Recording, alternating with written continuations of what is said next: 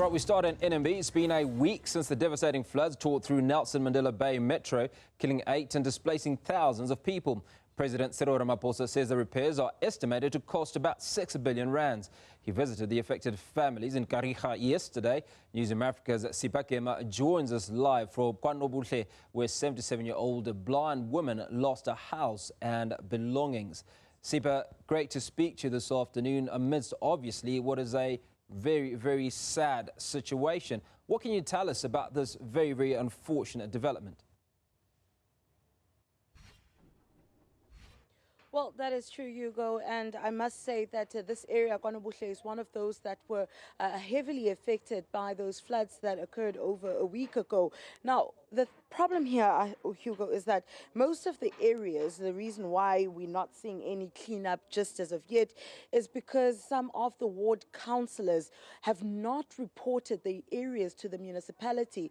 Now, this is the issue that was raised also by the Minister of Kokta, Nkadimeng, saying that she has a huge problem with the turnaround time of response, and not only just the response, but the effectiveness of ward councillors who should have reported the affected areas within their wards to the municipality. So this is what we're looking at now, a 77-year-old woman who is blind and lost everything, and we're going to speak to her grandson, and he's going to tell us what exactly she went through. Now, I just want to take you through some of the destruction here. As you can see, the floods really pushed everything out of her house. This is the entire half of the house that has come down and collapsed, Hugo. Really devastating sight to see. And she did tell us that she was more worried about the fact that she cannot even see the extent of damage, and she doesn't know what exactly is happening,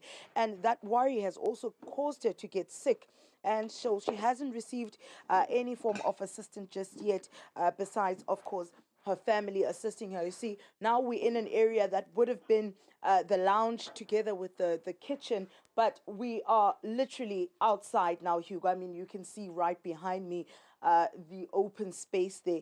But we're going to talk to a family who are actually here trying to salvage some of what's left over, and also trying to wash those clothes that have been left over and that they're able to put together. Let's bring in Masixole, her grandson, and just talk about that night. Now, Masixole, khasixelele bhuti, siyayazi uba umakhulu usindiswe ngumtshana wakhe.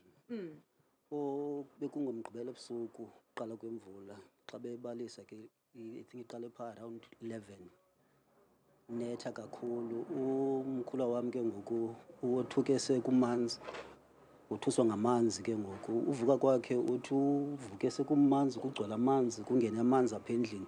Azama wabaleka ukhaba lamnyango upha izantsi uba mamaphume.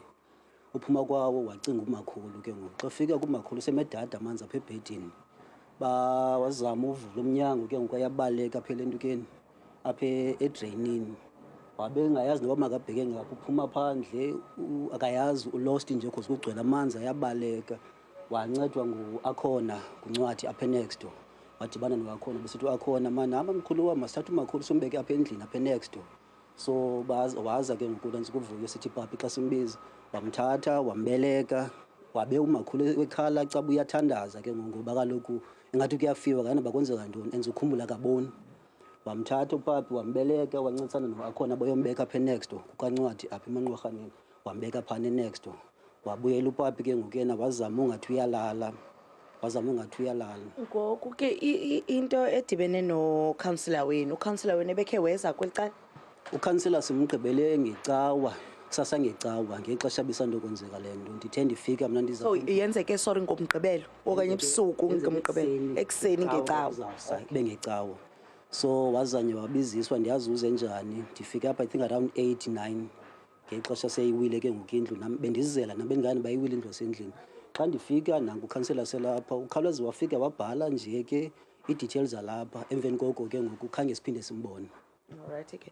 Nkosi kakhulu Masixole. Now, obviously, Hugo, what you're seeing currently, I mean, this is heartbreaking, and she's also worried about the fact that she had no idea what was happening when she was being carried away. And just to summarize what was said by Masixole is that her nephew, which is his uncle, was actually in this room and woke up and was able to rush in, and he just felt the water because he wasn't aware what was happening, and he managed to kick the kitchen door down and then got to this bedroom where this bed where the 77-year-old woman was actually sleeping, and the bed was floating around in this bedroom.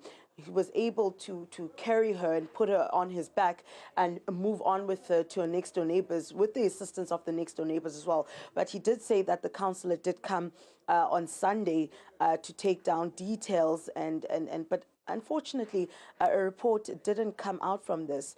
You know, they didn't know about this house, and now this is all that's left over. And you can imagine, how is a 77-year-old woman supposed to rebuild?